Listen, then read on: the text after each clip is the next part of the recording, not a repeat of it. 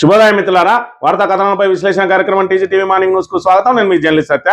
ముందుగా వివిధ పత్రికల్లో వచ్చినటువంటి ముఖ్యమైన వార్తలను కనుక పరిశీలించినట్టయితే, రేవంత్ రెడ్డి ప్రభుత్వం భూదందాకు పాల్పడతా ఉన్నది. ఇప్పటికే మరి అప్పుల మీద అప్పులు చేసి ఇప్పటి వరకు మరి ఎక్కడైతే 100 రోజులలోనే అమలు చేస్తున్నటువంటి 6 గ్యారెంటీలు ఏవి కూడా ఇప్పటి వరకు అమలు చేయక 420 హామీలను ఏ ఒక్కటి కూడా నిలబెట్టుకోలేక రైతులకు కనీసం రైతు భరోసా కూడా వేయకుండా ఇప్పటికే 3 విడుదల ఎగ్గొట్టినటువంటి రేవంత్ రెడ్డి ప్రభుత్వం ఆదాయ మార్గాల కోసం మరి భూముల అమ్మకం మీదనే ఇక్కడ దృష్టి కేటాయిస్తా ఉన్నది. ఒకవైపు భూ కబ్జాలకు పాల్పడతా ఉన్నారు.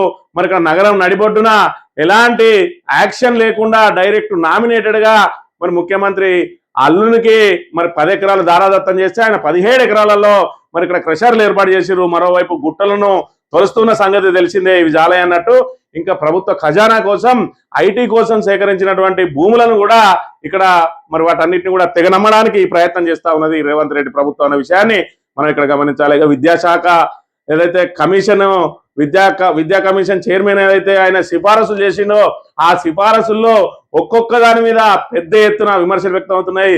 మరి డిగ్రీ గురుకులాలను బంద్ చేయాలంటాడు, ఫీజు రియంబర్స్మెంట్ ఆపేయాలంటాడు, అదేవిధంగా టీచర్లకు జీతాలను పెంచొద్దంటాడు, ఇప్పటికే పెరిగినాయి ఎక్కువ ఉన్నాయి వేతనాలు అంటాడు. మొత్తంగా వెలిసి విద్యాశాఖను భ్రష్టు పట్టిస్తున్నటువంటి రేవంత్ రెడ్డికి తగిన వ్యక్తిగా ఆకునూరు మురళి పేరు తెచ్చుకున్నాడు. విద్యాశాఖ మంత్రి ఏదైతే ఉన్నాడో రేవంత్ రెడ్డి తన చేతిలో ఉంచుకున్నాడో విద్యా కమిషన్ కు చైర్మన్ పెడితే కూడా ఆయన రీతిలోనే ఈయన వ్యవహరిస్తున్నారని మన ఇక్కడ మేధావులందరూ అదేవిధంగా విద్యార్థులు టీచర్లు అందరూ కూడా ఖండిస్తున్న పరిస్థితిని మనం ఇక్కడ చూడవచ్చు.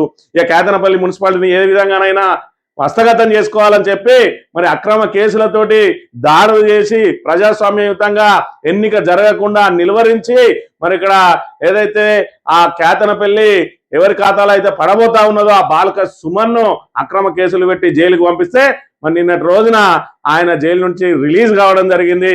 చివరికి న్యాయమే గెలిచిందని చెప్పి ఆయన చెప్పిన పరిస్థితిని కూడా మనం ఇక్కడ చూడవచ్చు.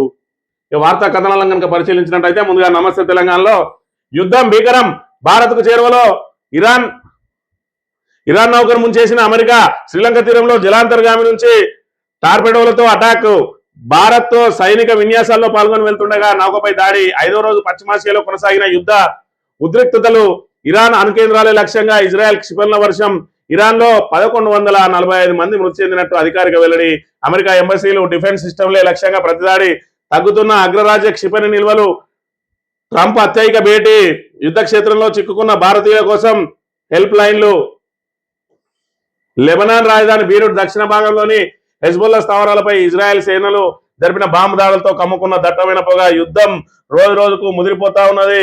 మరోవైపు చూసుకున్నట్టయితే మరి భారత్ కు చేరువలో ఇరాన్ నౌకను ముంచేసిందట. ఏదైతే యుద్ధ నౌకకు సంబంధించి ఇక్కడ విన్యాసాలు చేసి భారత్ తోటి మరి విన్యాసాల్లో పాల్గొని తిరిగి వెళ్తున్నటువంటి ఆ యుద్ధ నౌక మీద దాడి చేసి ఆ నౌకను మరి ఇక్కడ పూర్తిగా ముంచేసింది. అందులో సుమారు 87 మంది మృతి చెందిందట. ఇంకా 100 మంది దాకా మరి గల్లంతైన పరిస్థితిని కూడా మనం ఇక్కడ చూడవచ్చు. ఏదేమైనా కూడా ఇరాన్ మరి ఇక్కడ లొంగిపోవడానికి మాత్రం ప్రయత్నం చేయడం లేదు.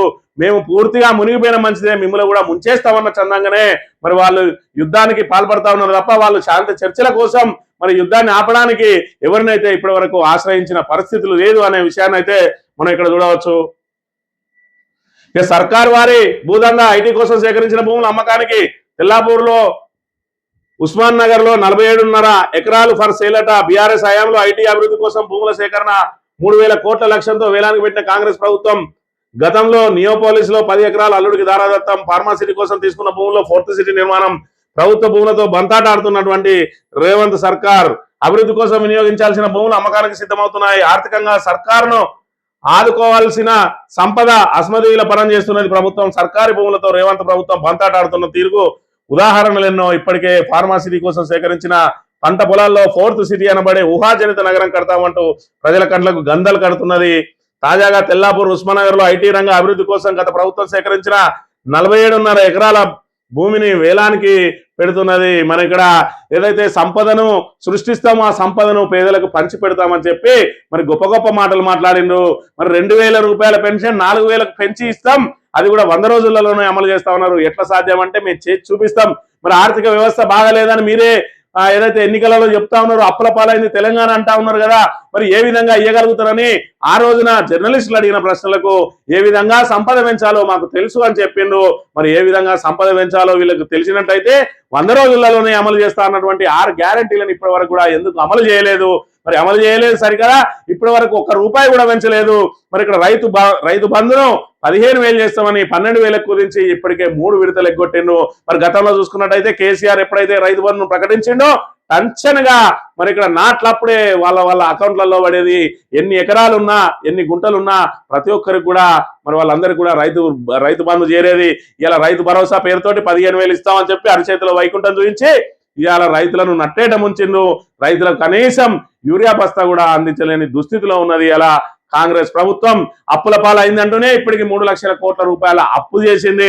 కొన్ని అప్పు చేసి కొత్త నిర్మాణం చేసిరా, కొత్త ప్రాజెక్టు కట్టిరా, కొత్తగా ఏదైనా మరి ఇక్కడ ఏదైనా ఆవిష్కరణ చేసిందా, లేదంటే పెండింగ్ ప్రాజెక్టులను పూర్తి చేసిండ్రా, కనీసం వాళ్ళు ఇస్తా అన్నటువంటి హామీలలో ఏదైనా నిలబెట్టుకున్నారా అంటే కళ్యాణ లక్ష్మి తులం బంగారం లేదు, పెన్షన్లు పెంచింది లేదు, ప్రతి మహిళకి ఇస్తా అన్న 2,500 లేవు. మరి ఇక్కడ ఏదైతే ప్రతి మండలానికి ఒకటి ఇంటర్నేషనల్ స్కూల్ అన్నారు, కాన్స్టిట్యున్సీకి కూడా ఒక ఇంటర్నేషనల్ స్కూల్ మరి దుస్థితిలో ఉన్నది. దానికి తోడు ఇలా గురుకులాలను పూర్తిగా సర్వనాశనం చేసిన చరిత్ర కాంగ్రెస్ ప్రభుత్వాన్ని చెప్పక తప్పదు. ఇక హార్వర్డ్ ఖర్చానా నుంచే రేవంత్ చదువుకు ప్రజల సొమ్ముతో చెల్లింపు. హార్వర్డ్ కోర్సు ఖర్చులు భరించిన విద్యాశాఖ ఆర్టీఐ దరఖాస్తు సమాధానంలో వెల్లడి. సోషల్ మీడియాలో వైరల్ గా మారిన జీవో 5 రోజుల పాటు ఈయన అక్కడ పోయి చదివి మొత్తం ఏదో మరి తెలంగాణను ఉద్ధరిస్తా అని చెప్పి 5 రోజులు హార్వర్డ్ విశ్వవిద్యాలయంలో సర్టిఫికేట్ కోర్సు చేసి ఆ డబ్బులు కూడా తెలంగాణ ప్రజల నెత్తినే రుద్దిండు. మరి అలా చూసుకున్నట్టయితే మేము ఆర్భాటాలకు పోమన్నాడు. మరి ఇక్కడ మరి ఆయన ఉండే ఇంటికి ఏదైతే క్యాంప్ కార్యాలయం ఇప్పటికే ప్రజాభవన్ ఏదైతే ప్రగతి భవన్ లో నాటి కేసీఆర్ ఉన్నాడో దాన్ని ప్రజాభవన్ గా మార్చి దాన్ని క్యాంప్ కార్యాలయంగా వినియోగించుకోకుండా ఇలా మర్రి చెన్నారెడ్డి మానవ వనరుల కేంద్రాన్ని క్యాంప్ కార్యాలయంగా మార్చడానికి కేవలం ప్రహరీ గోడకే 9 కోట్లు పెడతానంటే ఎన్ని వందల కోట్లతోటి దాన్ని రినోవేషన్ చేస్తా ఉన్నారో ఇక్కడ గమనించండి.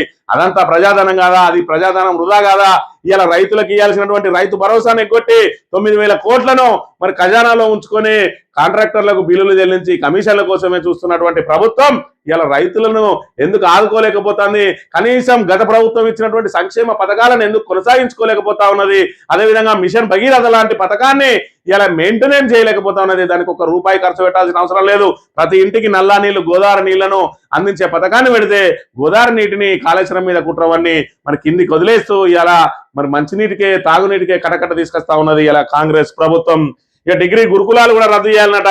విద్యా కమిషన్ సిఫార్సులపై సర్వత్రా ఆగ్రహం. అడ్మిషన్ల తగ్గుదలకు సర్కార్ తీరే కారణం. పనివేళలు యూజీసీ నిబంధనలకే విరుద్ధం. కాలేజీలో సాధారణ కోర్సులకే పరిమితం. నిపుణులైన సిబ్బంది నియామకం శూన్యం. లోపాలను సరిదిద్దకుండా మూసివేస్తారా? ఎస్సీ ఎస్టీ బీసీలకు అన్యాయం అంటున్నాయి మరి సంఘాలన్నీ. ఇలా డిగ్రీ గురుకులాలు రద్దు చేయాలి. మరి ఇక్కడ చూసుకున్నట్టయితే విద్యాశాఖ కమిషన్ చైర్మన్ గా పెట్టిను మరి రిటైర్డ్ ఐఏఎస్. ఈయనకు పేద ప్రజలకు సంబంధించి చాలా తెలిసి ఉంటుంది, విద్యకు సంబంధించి చాలా తెలిసి ఉంటుంది, అత్యున్నతమైన చదువు చదివిండు ఐఏఎస్ అనుకుంటే ఆయన చేసేటి తుగ్లక్ నిర్ణయాలు ఉన్నాయి. రేవంత్ రెడ్డి చేతిలో విద్యాశాఖ ఉండి ఏ విధంగా అయితే విద్యాశాఖ నిర్లక్ష్యానికి గురైతుందో ఆ చైర్మన్ పదవి ఇస్తే ఆయన ఈ తుగ్లకేశాలను ఇంకా డబుల్ చేస్తా ఉన్నాడు తప్ప వాటిని విద్యా వ్యవస్థను ఏ విధంగా గాలిలో పెట్టాలనేది మర్చిపోయి ఇవాళ టీచర్లకు అత్యధిక వేతనాలు ఉన్నాయి, ఇవాళ గురుకులాలు బంద్ చేయింది, ఇదే విధంగా మరి ఇక్కడ ఏదైతే కోచింగ్ సెంటర్లు బంద్ చేయింది, మరి ఇక్కడ ఫీజు రియంబర్స్మెంట్ బంద్ చేయిందని తుగ్లక్ మాటలు మాట్లాడుతూ ఉన్నాడు ఆకునూరు మురళి అనే విషయాన్ని కూడా ఇక్కడ చూడవచ్చు. ఇక సీఎం మేనల్లుడికి అధికారుల సాగిల నియోపోలీసులో ఆయన గ్యాంగ్ అక్రమ మైనింగ్ 17 ఎకరాల హెచ్ఎండిఏ భూమి వారికెట్లా కట్టబెడతారు? కాగితం మీద 10 ఎకరాల లేదు, 17 ఎకరాల్లో తవ్వకాలు, నిబంధనల విరుద్ధంగా ఫిక్స్డ్ క్రషర్లు, ఫీజులు ఎగవేత. రాజేంద్ర నగర్ లో పొంగులేటి కంపెనీ అక్రమ తవ్వకాలు. మానస హిల్స్ కు బీఆర్ఎస్ నిజ నిర్ధారణ ఉందామట. యంగ్ ఇండియా స్కూళ్లలో అవినీతి అంతా ఇంత కాదు, టెండర్లలోనే అవినీతి, త్వరలో ఆధారాలు బయట పెడతా. తన అసమర్థతను రేవంత్ అధికారుల మీదకి దోస్తున్నారు. ప్రజాపాలన అంటే అడ్డగోలుగా బదిలీల ప్రహసనమేనా? అధికారుల మార్పుతో అతలాకుతలం, ఫలితాలు శూన్యం. మీడియాతో చిట్చాట్ లో బీఆర్ఎస్ ఎల్పీ ఉపనేత హరీష్ రావు. మరి ఇక్కడ రేవంత్ రెడ్డి నాలుక ఎటంటే అటు తిప్పుతాడు. ఇవాళ ప్రజా వ్యతిరేకత ఏదైతే ఉన్నదో అదంతా కూడా ఐఏఎస్ల మీద తోలడానికి మీరు 10 రోజులు క్షేత్రస్థాయిలో ఉండాలి, మీకు చేత కాకుంటే తప్పుకోండి, లేదంటే ఉద్యోగానికి రాజీనామా చేయమంటున్నాడు. మరి ఇక్కడ అడ్డదారిలో సీఎం పీఠాన్ని ఎక్కి ఇలా ఐఏఎస్ల మీద తన ఆక్రోశాన్ని వెళ్ళగక్కుతా ఉన్నాడు.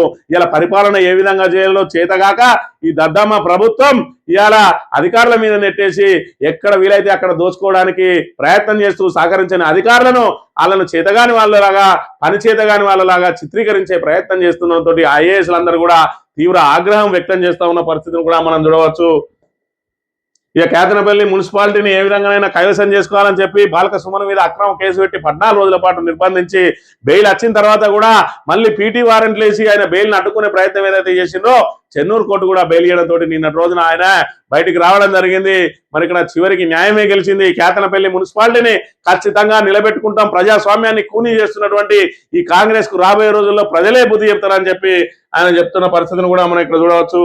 ఇక కలెక్టర్లు కుతకుత ప్రభుత్వ పెద్దల వ్యవహార శైలిపై ఐఏఎస్లలో తీవ్ర అసంతృప్తి, మీ వైఫల్యాలను మాపై రుద్దుతారా, మా పనితీరుపై మీడియాకు లీకులు ఇవ్వడం ఏంటని చెప్పి మరి ఇక్కడ చేతగాని దద్దమ్మ అసమర్థ ప్రభుత్వం ఇలా ఐఏఎస్లను బాధ్యులను చేస్తా అంటా ఉన్నది. ఐఏఎస్లు మరి ఇక్కడ ఐఏఎస్లు పరిపాలన ఏదైతే ఏ విధంగా చేయాలో చెప్తారు దాన్ని మరి ఇక్కడ పాటించి మరి వాళ్ళ సూచన మేరకు నడుచుకోవాలి. కానీ ప్రభుత్వమే మేము ఎక్కడ భూములు తీసుకోవాలి, మేము ఎక్కడ కమిషన్లు తీసుకోవాలి, దానికి మీరు మరి డూడు బసవన్నలాగా సంతకాలు పెట్టాలంటే మరి వాళ్ళు ఎవరైతే నిరాకరిస్తారో వాళ్ళను ఇలా పని దొంగలుగా చిత్రీకరించి వాళ్ళను ఆ శాఖ నుంచి పక్కకు తప్పించే ప్రయత్నాలు జరుగుతుండటంతో ఐఏఎస్ అందరూ కూడా కుతకుతలాడుతా ఉన్నారు. ఇలా అరవింద్ కుమార్ లాంటి ఐఏఎస్ ను ఇలా సస్పెండ్ చేసింది కాంగ్రెస్ ప్రభుత్వం. ఆయన చేసిన తప్పేది ఇలా కేవలం 45 కోట్ల రూపాయలు, అది కూడా మరి ఇక్కడ ఏదైతే ప్రపంచ ప్రతిష్టాత్మకమైనటువంటి ఈ కార్ రేస్ దానిలో 45 కోట్ల రూపాయలను బదిలీ చేసిండు మరి ఇక్కడ వాళ్ళకి ఆ సంస్థకు అని చెప్పి ఆయన మీద ఏదైతే చేస్తా ఉన్నారో అది చట్టబద్ధంగా ఉన్నప్పటికీ న్యాయబద్ధంగా ఉన్నప్పటికీ నువ్వు ఏ విధంగా అయితే సస్పెండ్ చేసినావో ఇవాళ మీ అక్రమాలకు మేము సంతకాలు పెడితే రేపు వచ్చే కొత్త ప్రభుత్వం మమ్మల్ని అందరినీ జైలులో పెట్టదా అని చెప్పి వాళ్ళు జంకుతున్నారు. మాకు అప్రాధాన్యత పోస్ట్ అయినా మంచిదే కానీ ఇందులో ఇరుక్కోమన్నట్టుగా ఉన్నదట ఇవాళ కలెక్టర్ల పరిస్థితి. ఇక యూరియా కొరతపై రగిలిన రైతు, కామారెడ్డి జిల్లా మహమ్మద్ నగర్ లో సొసైటీ సిబ్బంది నిలదీత అద్దాల ధ్వంసం, రేవంత్ సర్కార్ వైఫల్యంపై నాగర్ కర్నూలు జిల్లా వెల్దండలో రాస్తారోకో, యూరియా కష్టాలు ఏ విధంగా వచ్చినాయి, ప్రభుత్వం అసమర్థతగా ఉంటే మరి ఏదైతే సమర్థులైన నాయకుడిని ఎన్నుకోకపోతే ఏ విధమైన కష్టాలు ఉంటాయో రేవంత్ రెడ్డి అధికారం చేపట్టిన తర్వాత నెల 2 నెలలకే మనకు అర్థమైంది. ఇక్కడ 2.5 సంవత్సరాలు మరి కాబోతా ఉన్నది. ఇక ఇప్పటికే తెలంగాణను సర్వనాశనం చేసిండు, రైతులను కోలుకోలేని దెబ్బతీస్తా ఉన్న పరిస్థితిని కూడా మనం ఇక్కడ చూడొచ్చు. ఇక ఫోన్ ట్యాపింగ్ అని ఊదరగొడుతున్నటువంటి కాంగ్రెస్ కర్ణాటకలో ఫోన్ ట్యాపింగ్ పాల్పడతా ఉన్నదట. డీకే శివకుమార్ ఏదైతే సీఎం రేసులో మరి దూసుకుపోతా ఉన్నాడో, ఈయన ఏ విధంగానైనా గద్దె దింపాలని అధిష్టానంతో ప్రయత్నాలు చేస్తా ఉన్నాడో, ఈయనకి ఎవరెవరు ఎమ్మెల్యేలు మద్దతుగా ఉన్నారు, వీళ్ళ లోటుపాట్లు ఏంటి అని చెప్పి ఆ ఎమ్మెల్యేల మీద నిఘా పెట్టి ఫోన్ ట్యాపింగ్ చేయిస్తా ఉన్నాడట. అక్కడి ఏదైతే హోంమంత్రి మరి ఇక్కడ సిద్ధరామయ్యకు అనుసరుడైనటువంటి పరమేశ్వరును అవును ఫోన్ ట్యాపింగ్ చేస్తే తప్పేంటి అని చెప్పి కూడా బహిరంగంగా వ్యాఖ్యలు చేస్తున్న పరిస్థితిని కూడా మనం చూడవచ్చు. సాక్షి దినపత్రిక విషయానికి వస్తే నిప్పుల వర్షం కురుస్తా ఉన్నది. మరి ఇక్కడ మరోవైపు ఇరాన్ నూతన సారథి మొజ్దబాట ఏదైతే సుప్రీం లీడర్ ఖమేని చనిపోయిన తర్వాత ఆయన కొడుకు 2వ కుమారునికి పట్టం కట్టిందట.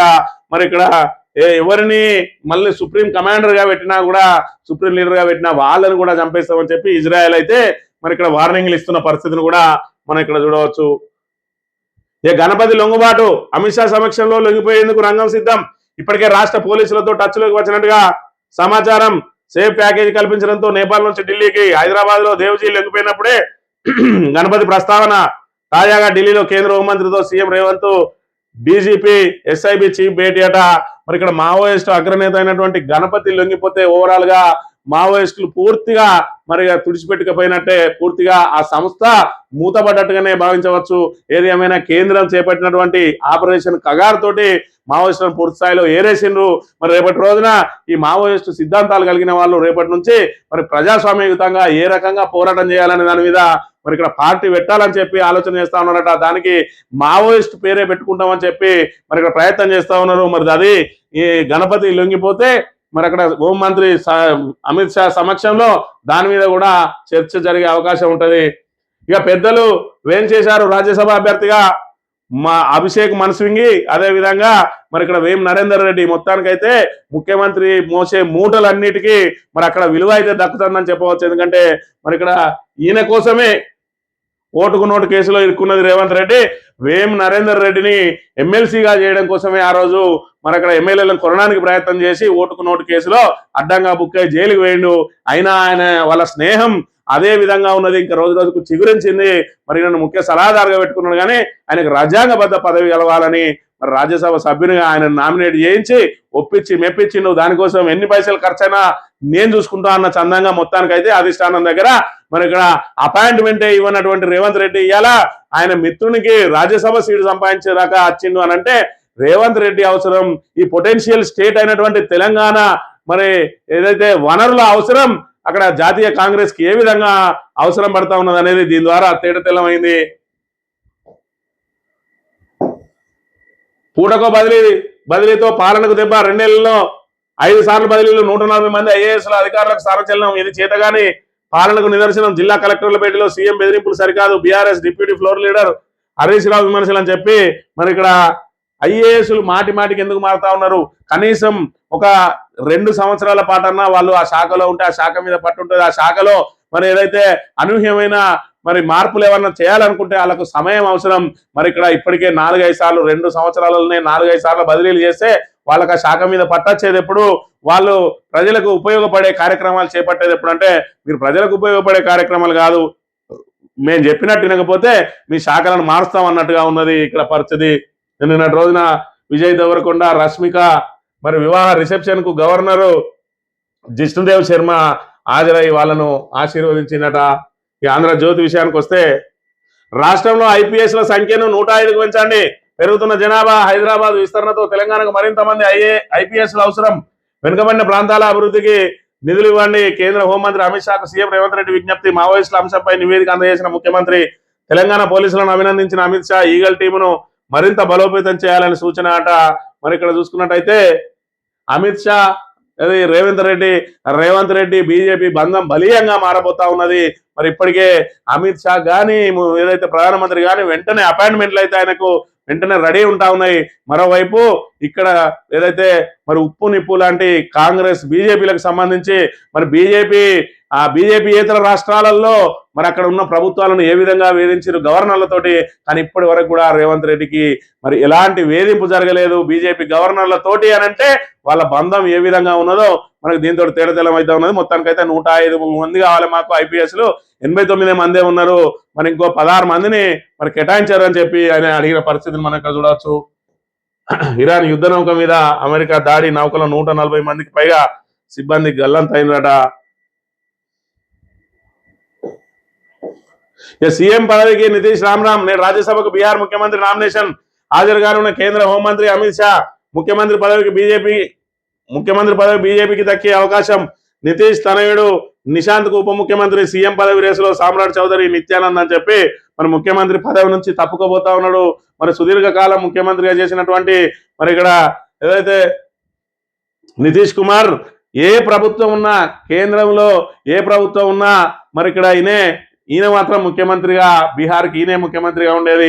అవసరమైతే కాంగ్రెస్ తోటి లేదంటే బీజేపీ తోటి ఏ పార్టీతోటైనా మింగిలవకుండా మొత్తానికి ముఖ్యమంత్రి పీఠాన్ని నిలబెట్టుకొని ఇలా ముఖ్యమంత్రి అయిన తర్వాత ఆ పీఠాన్ని వదులుకుంటా ఉన్నాడు. చివరి దశలో మరి ఇక్కడ ఆయన కొడుకును ఉప ముఖ్యమంత్రిని చేసి రాబోయే రోజులలో ఆయన ముఖ్యమంత్రి అభ్యర్థిగా నిలబెట్టడం కోసం మరి ఇక్కడ తండ్రి కొడుకులు ఇద్దరుంటే మరి ఇక్కడ పెద్ద ఎత్తున విమర్శలు వస్తాయని ఆయన స్వచ్ఛందంగా ముఖ్యమంత్రి పదవి నుంచి తప్పుకొని ఆయన కొడుకును ప్రమోట్ చేసుకొని ఉప ముఖ్యమంత్రిగా పెట్టుకొని రాబోయే రోజులలో ఆయన కొడుకును ముఖ్యమంత్రిని చేసుకోవడానికి మరి ఆయన ఈ సీఎం పీఠాన్ని కూడా త్యాగం చేస్తున్న పరిస్థితిని మనం ఇక్కడ చూడవచ్చు.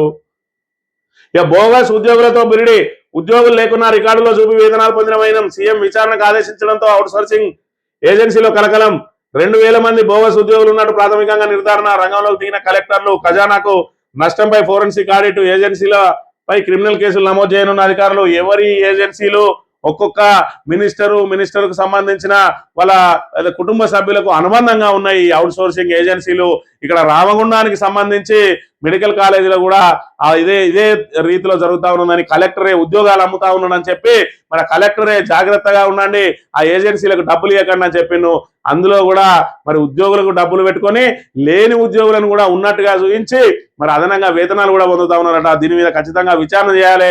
ఇప్పుడు ఆర్టీఐల ద్వారా దరఖాస్తు చేసినా కూడా ఉద్యోగుల వివరాలు ఇయ్యరు. ఇవి ఆర్టీఐ పరిధిలోకి రావని చెప్పి నిక్కచ్చిగా మరి నిర్బంధంగా తోసిపుచ్చుతా ఉన్నారు. మరి అయినప్పటికీ కూడా ఇక్కడ ఏదైతే ఆరంభ శూరత్వం లాగా చేయాలని అంటారా, ఖచ్చితంగా మళ్ళీ మంత్రులు ఒత్తిడి చేయడంతో వాళ్ళకి పక్కకు తప్పుకుంటారా చూడాలి. ఏది ఏమైనా అవుట్ సోర్సింగ్ ఉద్యోగుల కడుపు కొట్టి ఇవాళ ఏదైతే ఈ ఏజెన్సీ నిర్వాహకులు కడుపు నింపుకుంటా ఉన్నారు, అక్రమంగా దోసుకుంటా ఉన్నారు అని మాత్రం తేటతెల్లమైంది. ఫైనల్ గా ఇంటిగా T20 ప్రపంచ కప్ లో నేను ఇంగ్లాండ్ భారత్ సెమీస్ ముంబై వేదికగా అమీతుమి జోరు మీద ఉన్న ఇరు జట్లు ఖచ్చితంగా మరి భారత్ జోరు చూసినట్టయితే ఇంగ్లాండ్ మీద అలవోకగా విజయం సాధించి సెమీస్ కు నుంచి ఫైనల్ కు వెళ్లే అవకాశం ఉన్నదని చెప్పక తప్పదు. ఈనాడు దినపత్రిక విషయానికి వస్తే మరింత మంది ఐపీఎస్లు కావాలంట ఆ యుద్ధ నౌకను కూల్చేసింది నిర్బంధంగా. మరి ఇక్కడ సిరియా ఏదైతే సిరియాకు సంబంధం లేదు, అమెరికా ఇజ్రాయెల్ దాడిలో సిరియా మీద పడ్డదట విమానాశ్రయం వద్ద క్షిపణి, అదే అదృష్టవశాత్తు ఆ క్షిపణి పేలలేదు కాబట్టి మరి ఇక్కడ ఏదైతే ఆ సిరియాకు భారీ ప్రమాదం తప్పింది. ఏదేమైనా సిరియాను టార్గెట్ చేసుకోలేదు ఇరాను, మిస్సిలా వచ్చి మరి ఏదైతే ఇక్కడ విమానాశ్రయం దగ్గర పడ్డది, అది వాళ్ళు పెట్టిన టార్గెట్ కాదు, మిస్ అయ్యి వచ్చిందని చెప్తున్న పరిస్థితి.